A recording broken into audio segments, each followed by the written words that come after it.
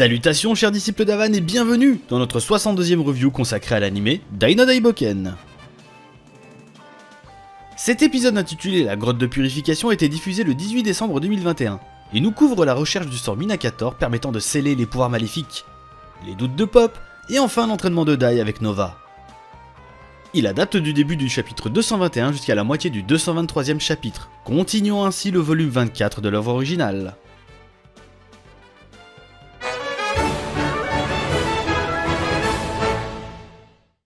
Bonjour, ici le staff. Cet épisode a été réalisé par Yoshihiro Ueda, un vétéran sur la série qui en est à son 11e épisode. Il réalise un storyboard très convenable et réussit même à dénuder les jambes de Mam. La direction de l'animation a été réalisée par 4 animateurs différents. Yuka Takemori, Midori Uchiyama et Asako Narasaki ont déjà travaillé à ce poste sur quelques épisodes. Elles ont déjà l'habitude de se répartir les tâches vu qu'elles sont souvent en présence d'autres directeurs d'animation. Le petit nouveau est un animateur indépendant qui répond au pseudonyme Nashime. Il a participé en tant que soutien pendant ses vacances, et au vu de son illustration sur Twitter, il a sûrement corrigé la scène où la reine Flora fouette de vilains slimes. Du côté de la supervision de l'animation, le roulement continue de façon logique, avec Kozue Komatsu. Évidemment, comme souvent sur les épisodes d'Ueda, notre cher animateur français Alexandre Gomez alias Sanda participe à cet épisode et réalise 20 cuts dont une superbe scène d'action de Mam. Allez, il est temps d'analyser cet épisode 62 qui fut très narratif, mais qui permet de mettre en avant les personnages féminins de la série. C'est parti!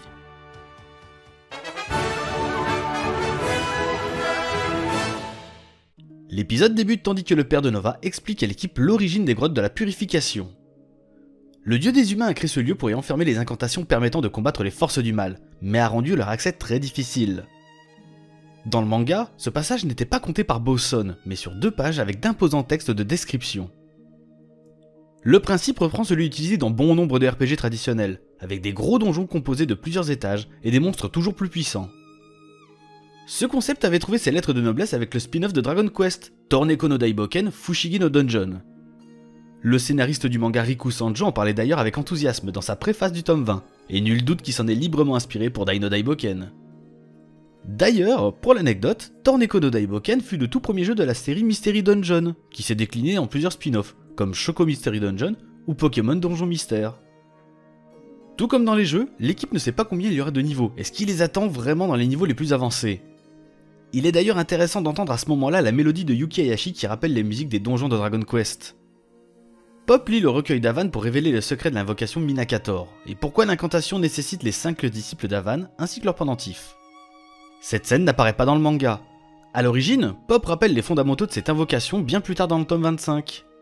Par contre, une partie de l'œuvre d'origine a été supprimée ici, dans laquelle Pop expliquait qu'il se souvenait que Maître Avan lui avait appris que former un pentacle avec des pierres magiques permettait de booster le pouvoir d'un sort, et que c'était pour cela qu'il avait utilisé cette stratégie contre Crocodile. Comme seuls les sages peuvent maîtriser entièrement cet arcane, c'est aussi pour cela que Leona a été choisie pour devenir la dernière disciple d'Avan. Dai est pourtant contre l'idée que la princesse combatte à ses côtés. Amy semble prendre ça comme une remarque misogyne, car les femmes aussi peuvent risquer leur vie pour leur idéal. Mais le jeune garçon est surtout préoccupé par les dangers que va devoir affronter Leona en les accompagnant, en particulier le terrible empereur Vern. Le groupe comprend bien les réticences de Dai, et même lui fait remarquer qu'il y a déjà une fille dans leur groupe. Dans le manga, elle lui tapait du coude avec un petit effet graphique humoristique, tandis que Pop lui disait qu'avec elle, ça n'était pas vraiment pareil. Flora et Leona rentrent alors dans la pièce, en portant les tuniques de Karl, d'une grande élégance et a priori transparentes. Quelques ajustements ont été réalisés, comme la présence de Chu et de Gomé parmi les soldats, alors qu'ils n'étaient pas là à l'origine. La transparence des vêtements ne transparaît pas forcément graphiquement, mais cela reprend bien les planches de base, en particulier ceux sur le bassin de la princesse et la poitrine de la reine Flora. Les zooms équivoques permettent de bien nous faire comprendre ce qui a attiré le regard du jeune magicien. D'ailleurs, Mam lui lance un regard désapprobateur, et peut-être même un peu jaloux, qui lui apparaît pas dans le manga. Merle de son côté souhaite les aider avec ses pouvoirs de médium, et demande à faire partie de l'équipe, ce que la reine accepte. Quant à notre bon jeune magicien, il demande également à les accompagner. Un plan a d'ailleurs été ajouté suite à sa proposition, avec une Merle qui semble bien être la seule à ne pas comprendre pourquoi il est si motivé à les accompagner. Le mage s'agenouille alors pour faire sa requête, et regarde avec insistance les corps gracieux des jeunes femmes. Sa tête de pervers est bien reprise, pour notre plus grand plaisir, et la punition est immédiate, avec un bon coup de pied de Mam dans les gencives. Cette puissance sera la bienvenue, et Mam devient donc la 4e membre de cette expédition 100% féminine. A ce sujet, la constitution d'un groupe entièrement composé de femmes était une situation assez peu commune dans les années 90, généralement beaucoup plus porté sur les personnages masculins. Dai no Daiboken est d'une des œuvres précurseurs sur ce thème, et le plus intéressant, c'est qu'il n'a pas été fait pour brosser les lecteurs dans le sens du poil. Les personnages sont bien construits, et le scénario de Riku Sanjo donne un sens au groupe. Ainsi, là où la situation pourrait être perçue comme un exemple à suivre pour des raisons idéologiques, la force du manga est de rendre ce passage tout à fait naturel, et donc beaucoup plus convaincant et qualitatif. Dans Dai no Daiboken, il n'y a pas d'un côté des hommes et d'un côté des femmes, il y a des personnages bien écrits, et leur sexe en devient secondaire. Et c'est un des gros points forts du manga. Notre petit héros semble bien soucieux, mais en repensant au tempérament de la jeune princesse depuis le début, il décide de les laisser faire et de partir s'entraîner. Dans le manga, les souvenirs autour de la jeune femme étaient regroupés dans une case pleine de nostalgie, qui résumait bien son caractère. La motivation du jeune Dai à retourner à l'entraînement est communicative, et les soldats vont tous s'y mettre aussi. Quelques cases ont été toutefois retirées, dans lesquelles Chu motivait aussi sa petite légion pour se préparer à la bataille finale.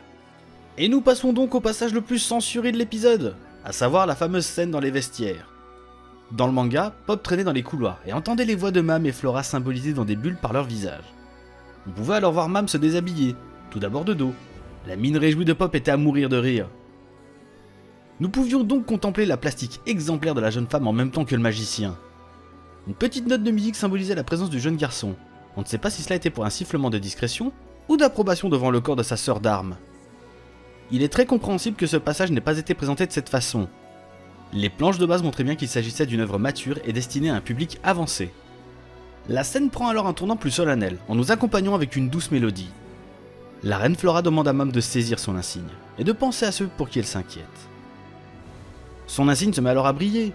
Dans le manga, la case de Mam méditant sur le sort de Yunkel et Crocodile était magnifique, dans la plus pure tradition du style d'Inada. Les disciples d'Avan sont choisis pour leur qualité humaine, et c'est ce qui permet de faire résonner leur pendentif. C'est en unissant leurs forces d'âme qu'ils pourront réaliser l'invocation Minacator ensemble. La couleur de l'âme de Mam est rouge, en évocation à sa tendresse et sa compassion envers les autres. Nous avions pu voir cette couleur lors de l'épisode 19 pour Mam, lorsque Dai apprenait à utiliser le Kuretsuzan et voir l'immatériel. En entendant ces explications, Pop tente de faire briller son insigne, mais contre toute attente, il n'y arrive pas. Ce rebondissement de situation concluait le chapitre 220 du manga. Mam entend du bruit derrière la porte, et le jeune magicien s'enfuit par peur de se faire prendre à les espionner. La jeune femme n'est pas dupe sur l'identité du voyeur. Le faciès de la Budoka reprend ainsi très bien sa petite moue très amusante. Pourtant l'heure n'est pas à la rigolade, notre pauvre Pop est en pleine crise existentielle. Il s'enfuit dans la forêt, et ne comprend pas pourquoi son insigne ne brille pas. Les souvenirs se bousculent. Maître Avan lui avait confié ce pendentif avec Dai alors qu'ils n'avaient pas fini leur formation, contrairement à Mam. Les planches sur son état psychologique étaient incroyables dans le manga, avec un travail sur son regard très convaincant. La planche dans laquelle ses convictions semblaient être détruites comme du verre a probablement dû marquer bien d'entre nous, tant son visage était empli de doutes. Serait-il indigne du titre de disciple d'Avan? On retourne donc du côté de la reine Flora, avec le début de l'expédition dans la grotte de purification. Dans le manga, le groupe était accompagné par quelques soldats à l'entrée, et ils ont disparu ici. L'objectif de la troupe est d'aller au 25e sous-sol, alors que le record d'Avan était alors jusqu'à maintenant le 15e sous-sol. Ce sera donc un véritable challenge à relever en une seule journée. Quelques ajustements ont été réalisés lors de l'entrée des femmes dans la grotte. A la base, Mam relevait sa robe beaucoup plus haut, de sorte qu'on pouvait voir sa culotte. La scène a été conservée, ainsi que la réaction de Merle, qui pense d'ailleurs que c'est à cause de la Budoka que Pop est devenu un pervers. Quelques réflexions ont été changées. À la base dans le manga, la princesse Leona se disait que dès qu'il y avait des femmes, il fallait que ça se chamaille. Le premier niveau est également marqué par la présence d'un groupe de gluants, le monstre basique de tout Dragon Quest. Comme il n'y a pas de temps de niaiser, Flora utilise un feu pour les vaincre tous d'un coup. C'est aussi un gros clin d'œil à la série Dragon Quest, dans lequel ce type d'arme permet de toucher plusieurs ennemis en même temps. Une autre censure a été appliquée dans cette scène, dans laquelle la reine Flora était dépeinte comme une dominatrice en cuir dans l'esprit de Leona. C'était marrant de voir à quel point l'esprit lubrique des jeunes femmes n'avait rien à envier à celui de Pop, voire même de Matorive, dis donc. En parlant du jeune magicien, il est parti observer Dai s'entraîner avec Nova. Les échanges sont dynamiques et reprennent parfaitement les planches d'origine. Alors que le jeune héros exprime toute sa détermination pour vaincre Vern, son insigne brille à travers ses vêtements. Pop espérait bien que son insigne ne brille pas, car il n'avait pas terminé sa formation lui non plus. Mais l'insigne de Dai a pu révéler sa force d'âme. Le problème ne réside pas ici. Pour la petite anecdote, le pendentif de Dai était le premier à avoir brillé dans cette adaptation, en l'occurrence lors de son tout premier Avance Trash contre Adlar dans l'épisode 5. Un superbe clin d'œil à l'époque pour ceux qui connaissent l'histoire. Pop part en courant, Ce qui concluait le chapitre 222 dans une superbe planche qui montrait à quel point le magicien se mettrait la pression pour être à la hauteur, pris en tenaille entre la détermination de son frère d'armes et le courage de Leona et de ses amis. L'épisode nous propose alors quelques scènes inédites, dont une par notre cher Standa National, avec une étape intermédiaire du donjon avec Mam qui rétame un champicool. On revient du côté de Dai qui s'entraîne avec Nova afin de créer une nouvelle technique se basant sur l'Avantstrash. On apprend alors qu'il existe en réalité deux versions de cette technique. Le premier de type Arrow permet d'envoyer une aura concentrée, faible mais très rapide, et le type Break permettant de percuter l'adversaire avec son aura puissante, mais nécessitait un temps de préparation. Comme les souvenirs de Dai nous le montrent, il a déjà utilisé ces techniques sans vraiment le savoir, ni même sans comprendre quelle version aurait été plus efficace suivant la situation. Bien qu'il ait été un élève studieux d'Avan, il s'est surtout battu avec son sens inné du combat. Nova le rassure en lui montrant qu'en même en étant un pro de l'utilisation de l'aura, il est difficile de le maîtriser. On remarquera d'ailleurs que Riku Sanjo a vraiment bien repris le personnage du héros du Nord, là où dans certaines œuvres il aurait probablement été mis de côté, voire moqué. Ici, il sert de guide à Dai. Son sens plus réfléchi du combat et de la technique va donc beaucoup aider notre héros, et l'ancien rival va devenir un mentor hors pair. C'est là encore un des côtés géniaux du scénario de Dai no Daiboken. Après une parfaite transition de la tronche de Leona apeurée, Mam détruit une caniboîte. La princesse a un sérieux penchant à vouloir ouvrir tous les coffres pour espérer trouver un objet légendaire. Une scène rigolote du manga a été supprimée, dans laquelle Mam lui disait qu'elle devait être du genre à se retrouver avec tout un tas d'objets inutiles après être allée faire les courses. On voyait alors la princesse être touchée en plein cœur par un poignard. Et lorsqu'on lui rappelait le maigre butin qu'elle avait pu récupérer, elle se reprenait 2 épées dans la tête. Dommage de ne pas avoir repris cette partie humoristique. Sa réaction en s'en allant en tournant le dos à ses sœurs d'armes a toutefois été gardée, et reste vraiment marrante. Pourtant l'ambiance n'est pas à la rigolade, les jeunes femmes sont déjà parties depuis presque 10 heures, et n'en sont qu'au 18e étage.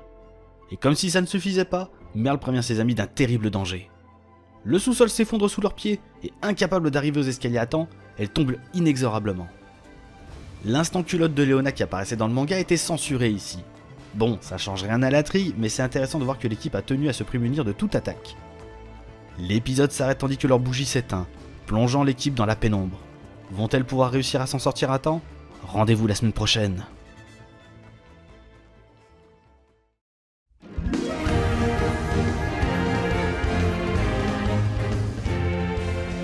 Cet épisode nous a permis d'en apprendre un peu plus sur les pendentifs de Maître Avan et sur la force d'âme de chacun de ses disciples.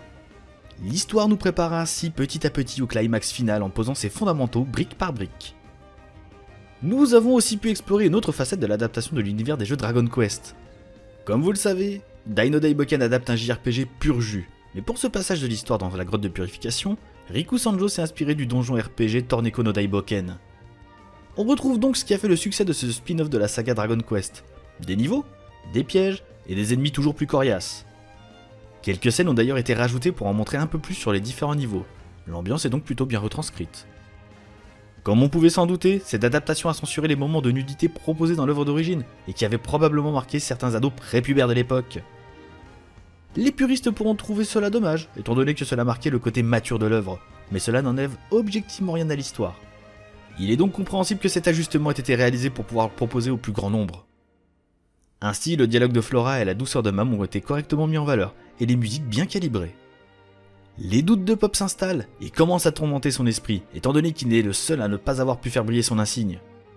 Bien que la mise en scène soit un peu rapide sur certains passages autour du magicien, ses émotions ont été bien amenées et nous sommes pressés d'en voir plus. La constitution d'une équipe 100% féminine était originale pour l'époque, mais est amenée de façon si naturelle par la plume exquise de Riku Sanjo qu'elle en devient évidente et sans arrière-pensée. Ainsi, les personnages de Dai no Daiboken sont écrits en fonction des moments et ce qu'ils apportent à l'équipe. Pas pour satisfaire une idéologie, et c'est pour cela qu'ils sont tous crédibles. C'est sans aucun doute l'un des plus gros points forts de cette œuvre magistrale. D'autres bonnes idées de scénario ont été aussi présentées, avec la reprise du personnage de Nova qui ne va pas devenir un énième rival de shonen, mais se présentera davantage comme un mentor dont Dai aura beaucoup à apprendre. A ce sujet, la présentation des différents types d'Avantstrash était bien introduite, et nous avons hâte de voir la suite. Et vous, qu'avez-vous pensé de cet épisode ? Cette 62e review est désormais terminée, nous espérons que vous l'avez appréciée. Si vous aimez nos vidéos et que vous voulez nous aider dans notre grande aventure, vous savez ce qu'il vous reste à faire. Vous pouvez également nous suivre sur nos réseaux sociaux respectifs, ainsi que de nous rejoindre sur notre Discord, dont les liens sont en description. Allez, prenez soin de vous chers disciples d'Avan, passez de très bonnes fêtes de fin d'année, et à la semaine prochaine.